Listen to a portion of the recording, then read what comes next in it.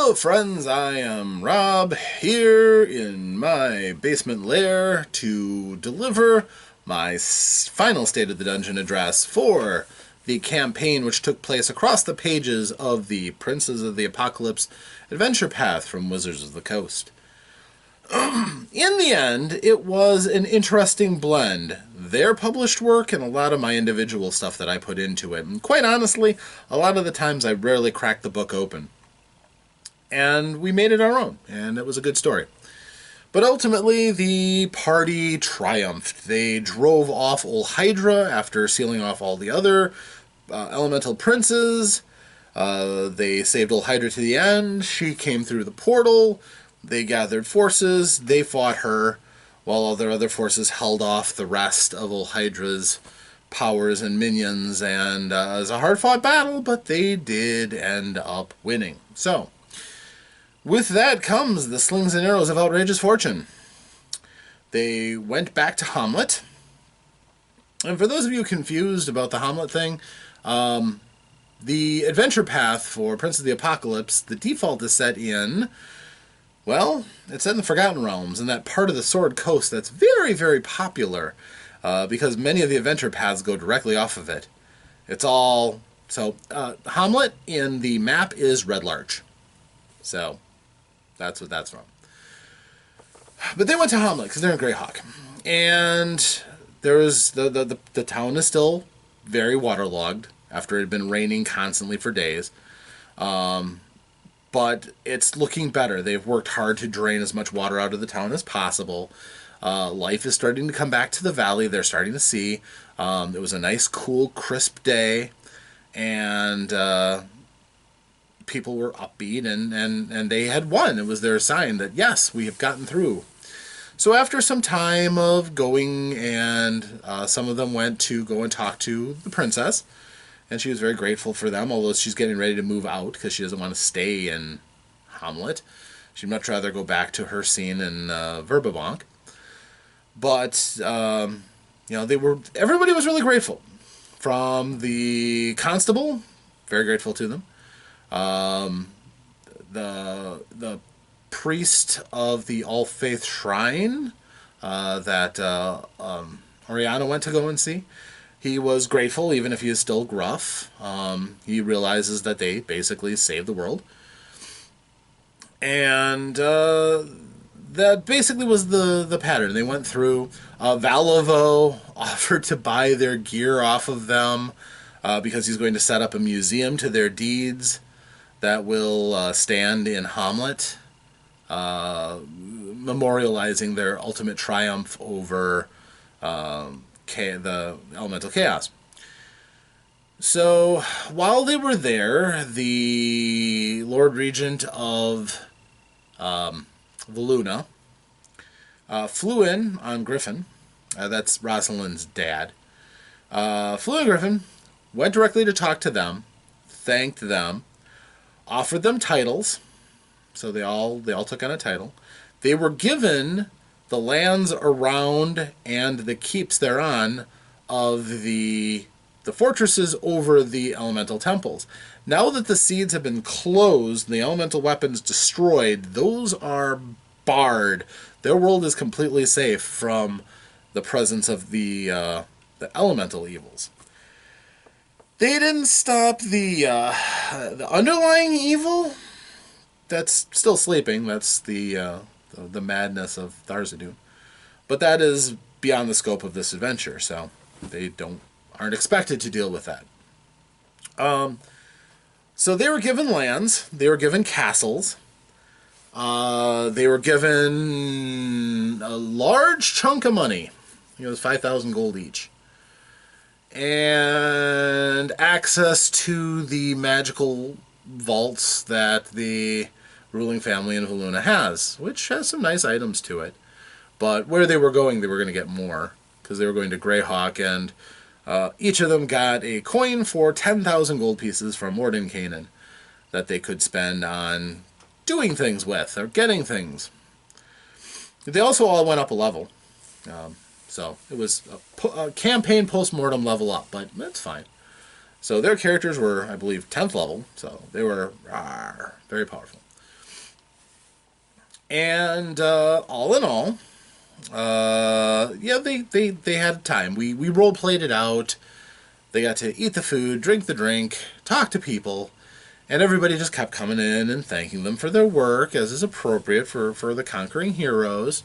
They could see the young generations getting excited about these heroes that they got to meet, and it was a good time for them. It was a good farewell. So then they teleported to Greyhawk via magical circle teleportation from Bigby. And they appeared in the Wizard's Tower, or the Academy of Magic in Greyhawk. And they were introduced to Kandriadis Bubka, basically the keeper of the magical resources, and allowed to buy whatever they were really interested in. There wasn't a great deal of interest because they didn't have admittedly, they knew there was no more adventuring to be done. So they didn't want to really spend that money on the things that, would benefit just them, which was cool. And then they got to have a nice little time on the town. We didn't go into a great deal of detail because, again, a lot of that really would have been wasted. This was their last time, so they got to enjoy themselves. Several of the mages of the Circle of Eight chatted with them, visited with them. It was their moment, and that let them have it.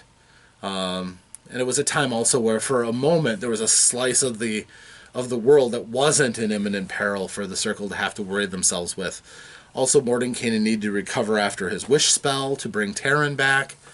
So, all in all, they got to have a good time. Finally, the last event that really transpired was they got a private visitation from the various gods that were their patrons, and basically they were told, hey, you guys we backed you, but you had to do everything. We're really proud of you, and this is time to settle the score. So Ola Damara was very happy. She was the patron of the Order of the Oaken Bough that Oriana belonged to, and she blessed them all with a long life. Their characters, unless they went to some daring do, weren't going to die until they were very, very old for their peoples. Dispater, the Devil Prince, who basically was the patron to Donlud. Donlud was a simple soul. He wasn't really mean. He really wasn't fit for having his soul snatched because he was basically a good person. So the gods went through and they're like, you shouldn't hold on to him. And Dispater was actually fairly okay with that, for one major reason, because Donlud had done one thing for him. He had collected the souls from 3 of the prophets and actually stole them out from the clutches of the elemental princes themselves. So that was a pretty good prize for him. Plus, he got to show off that his power could do good, which down the road will attract him more warlocks. So, as a result, he ended up pretty good and walked out. Of course, he took the souls with him. But, Donlud wasn't cut off from the power either. He was like, okay. Just it was coming from a different source. He didn't know that. The Raven Queen was there, but the Raven Queen pretty much acknowledged that Terran was not really her type. He was still way too nice and way too self-sacrificing, and that's just not what she was looking for in a servant. And it seemed as if she and Hieronius had something going on. And Hieronius clearly had an upper hand on her, something about how the whole thing with Terran had shaken down, and she took off a little bit miffed. Hieronius took Terran back. Basically, he's like, everything that you did for a good cause, and it's noble to, sacrifice oneself for a cause, even though you tried to play the part of somebody who wasn't my servant and walking in my stead, you still did it. So, I'm taking you back.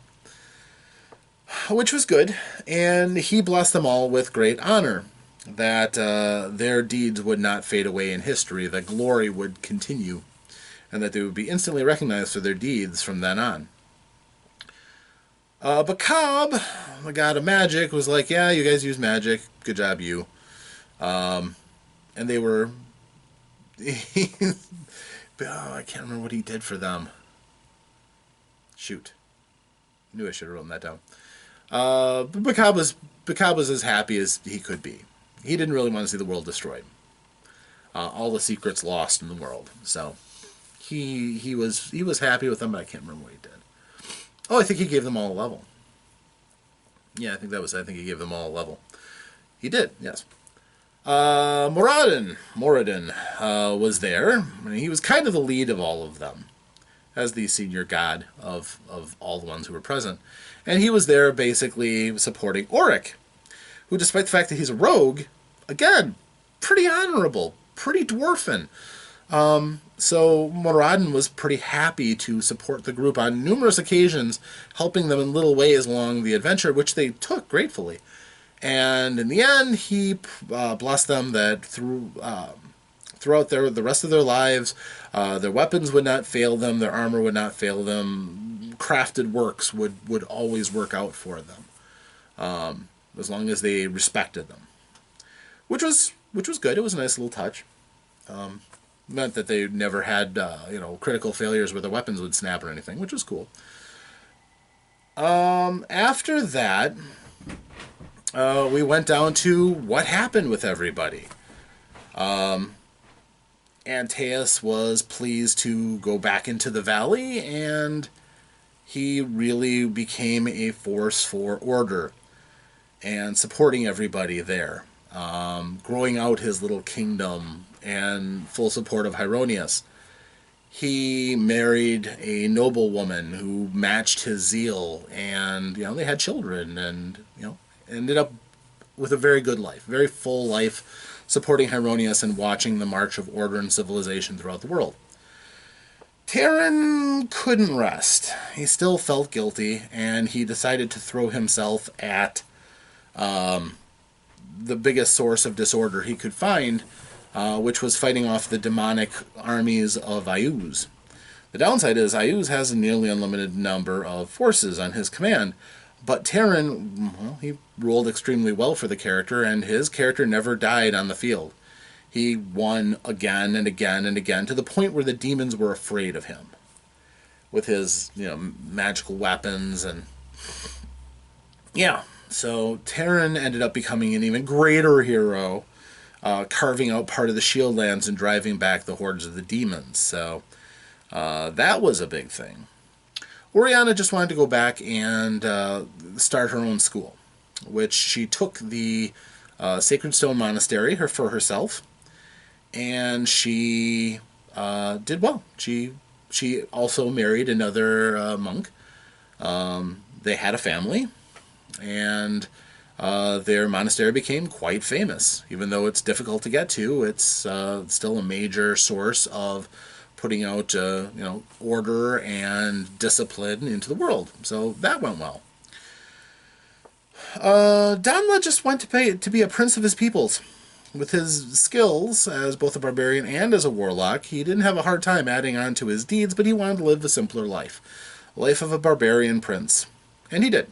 Lived a long life, much glory. When he finally died, all of his peoples gathered together in his honor. It was a big deal. Brock took over Feathergale Spire, turned that into his own personal workshop, and with the patronage of various powerful wizards that he ended up meeting, and later on we're happy to have him. He was an associate professor at the Greyhawks College of Magic, where he was invited to teach as an illusionist as often as he could, teaching the next generation of young illusionists. He ascended to great power. Eventually he had his own demi-plane. He even got to the point where when he finally lived out the length of his existence, he wanted to keep going, so he went and became a lich. And he managed to do it. He had the backing of a couple of people who were okay with him doing that. And so, yeah, there's Brock the Lich. Although Brock didn't have a great deal of drive and purpose that was apparent. So here's hoping that he found one as he lived out the rest of his life, which he was young enough, certainly, to be able to do. Unfortunately, we were not lucky enough to have Geth for the last episode, which I really would have liked to have had him for. But the player had to step away, which is unfortunate. But it turns out Geth did just fine. He was still a noble, and now he added to his family's wealth. He would ascend to become the patriarch of his family. And combined with the land that was granted to him, his parents were already Velunese barons, so he ended up becoming a viscount and married well, continued to build to his power, and basically became a huge source of stability in Voluna. Voluna's credibility and security and stability blossomed rather than shrunk, even though they're fairly close to where Ayuz and all of his forces are, as well as several other things that happen throughout the world. They have this group that has basically been tied down into Voluni's interests, and they made Voluna much more powerful and stable and attractive for people to emigrate to, which was cool. And finally, Auric. Auric was... well, he had his own interest that he delved into. He wasn't quite as interested in, just becoming a comfortable landowner, although he did visit his lands and he was still a credit to his people. But he had more wanderlust than that, and visited among many of the great civilizations of the Dwarven people. And finally, when he did start really working on his kingdom, basically he helped to draw in a great number of dwarves fascinated with the history of fallen Besselmer. And they were moving to reclaim it because the group had already done a really good job of finding several places where they could actually access the old castle, especially the old Grand Crystal that the Dwarven mages had created.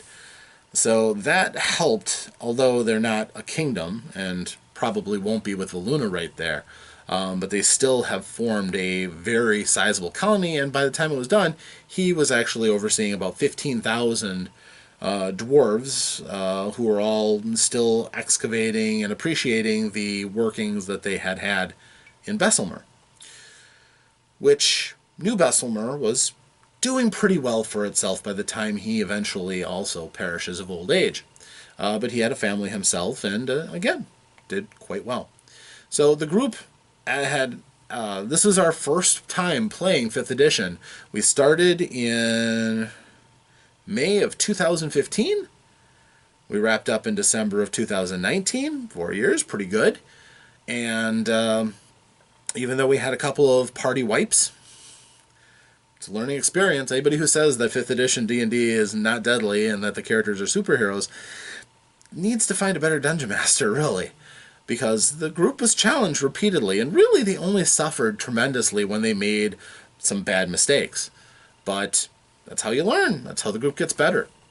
So next, Matt is taking a crack at running Warhammer 40k, the only war game where we will be playing the role of Imperial Guardsman, and I will be stepping back and not running games for a little while, so that can be exciting.